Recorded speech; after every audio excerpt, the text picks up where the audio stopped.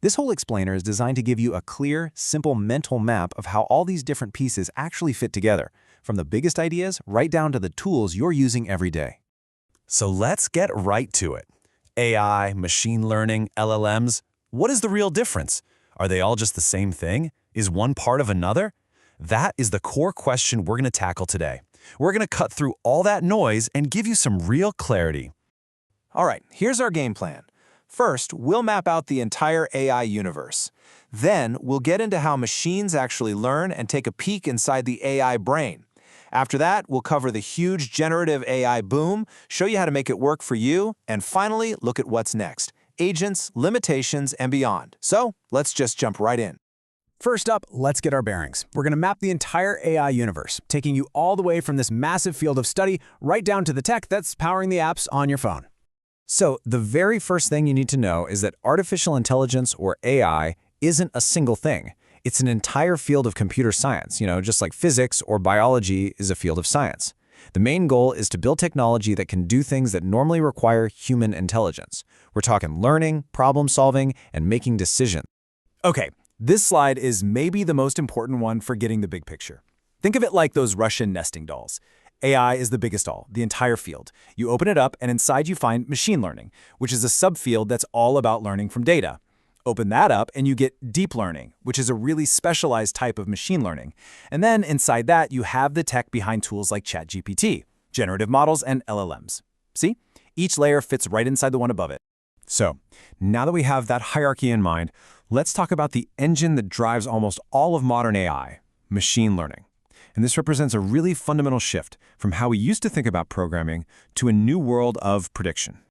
This is such a great way to understand the core difference. With traditional programming, a human, a programmer, writes explicit rules. That's the logic.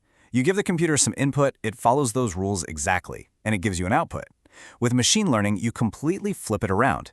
You give the machine tons of inputs and the outputs that go with them, and you tell the machine, you figure out the rules. It learns the patterns itself. And this is an absolute game changer, because it lets us solve problems where we don't even know how to write the rules, like how to recognize a specific face in a photo. So how does it actually learn? Well, there are two main ways. On the left here, we have supervised learning. This is where the data is all neat and tidy and labeled. This is a cat, this is a dog. The AI is supervised because it's basically training with an answer key. On the right, though, is unsupervised learning. Here, you just dump a whole pile of unlabeled data on the model and say, find the patterns. It has to sort things into groups all on its own, with no answer key at all. Okay, let's make this real. Your email's spam filter, that's a classic supervised learning task. It was trained on millions of emails that were already labeled spam or not spam. Predicting house prices, also supervised. You use a ton of historical data where you know all the features of a house and what it eventually sold for. But what about something like grouping customers by their shopping habits? That's unsupervised. You don't have any predefined labels, you just want the AI to find the natural clusters in your customer data. All right, we're going a layer deeper now. We're moving from the general idea of machine learning to its most powerful branch, deep learning, which is actually inspired by the very structure of our own brains. So, you might be asking, why do we even need this deep learning stuff? Well, because this is where machine learning gets a massive upgrade. Deep learning is amazing at handling the messy, real-world data that we call unstructured data. Images, video, audio, all the text on the internet. For this kind of stuff, the patterns are just way too complicated for a human to write simple rules for. We need a totally different approach. This is a fantastic analogy for how a neural network actually works. Just imagine you have a team of students who have never seen a koala before. The first group, the input layer, are just told to look for really simple things: a fuzzy ear, a dark nose, little beady eyes. The next group, the managers in the hidden layer, they take that info and combine it to spot a more complex pattern, like a face. Finally, the team leader at the output layer makes the final decision. Yep, that's a koala, or nope, not a koala. And during training, a supervisor keeps giving them feedback on their mistakes, which helps the entire team get smarter and more accurate over time. Now, this is a really crucial distinction to understand. The AI model, that neural network we were just talking about, that's the powerful engine. But the AI tool, like ChatGPT or Midjourney, that's the car. It's the interface, the finished product that lets us actually use that powerful engine. So when you hear about something new like GPT-5 coming out, think of it as a brand new, more powerful engine being released, not a whole new car. All right, let's talk about the technology that has completely taken over the public conversation. This huge shift from AI that just classifies information to AI that creates it is the main reason for this recent explosion in AI, and why it suddenly feels like it is absolutely everywhere. This slide really gets to the heart of the matter. For years, most of the AI we interacted with was what you'd call discriminative AI. Its job was to sort things, to draw a line between categories. Is this email spam or not spam? Is this picture a cat or a dog? But generative AI does something totally different. It learns the underlying patterns in data so deeply that it can actually generate brand new, totally original examples. It doesn't just answer, is this a dog? It can actually respond to the command, create an image of a dog. It's a massive leap. So how in the world does it generate that incredibly human-like text? Well, the stochastic parrot analogy is actually perfect. An LLM isn't thinking or understanding like a human does. What it's done is process an unbelievable amount of text from the internet, from books, from everywhere. And its core job is just to predict the next most statistically likely word in a sentence. Stochastic just means there's a bit of randomness thrown in. So it's a lot like a parrot that can perfectly mimic complex sentences it's heard, but without having any true understanding of what those words actually mean. Okay, we have covered a lot of theory. So now let's pivot to the really practical stuff. How can you actually take this technology and make it work for you? Generally speaking, you're going to encounter AI in one of three main ways. First, you've got your standalone tools. These are the apps you go to directly. Think ChatGPT or Midjourney. Second, there's integrated AI.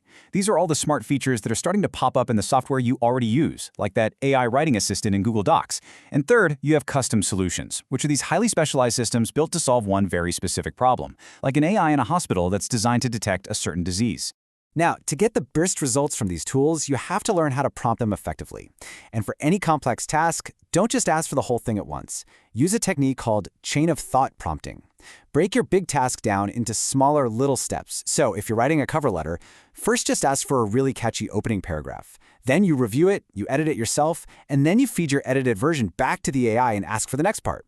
This step-by-step process gives you way more control, and trust me, you'll get a much higher quality result in the end. And here's another pro tip for you. Zero-shot prompting is when you just give a command without any examples. Write a pickup line.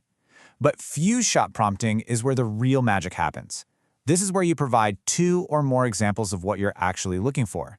This helps guide the AI on the exact style, the tone, and the quality you want. The more good examples you give it, the better the output is going to be. Okay, so we know how this stuff works and we know how to use it, but where is all of this headed? In our final section, we're going to look at the future, AI agents. But just as important, we're going to cover the critical limitations you really need to be aware of. This table does a great job of showing the evolution here. We started with basic chatbots that could access external documents to answer questions. Then we got tool-augmented chatbots that can actually perform simple actions, like connecting to the HR system to book your vacation. But the next big step is the AI agent. An agent has autonomy.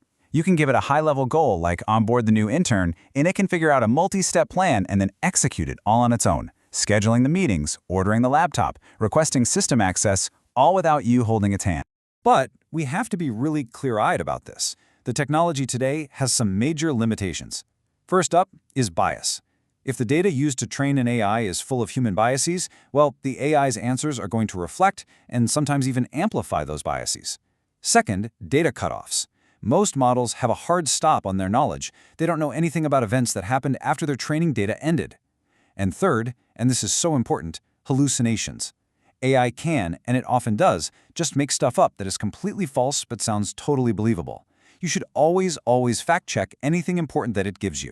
And that brings us to the end of our journey. We've seen how AI has evolved from just classifying things to creating new things, and now to reasoning and actually acting in the world with agents. It's an incredibly powerful toolkit. So the big question it leaves us with is this. Now that it can do all of this, what should we teach it to do next?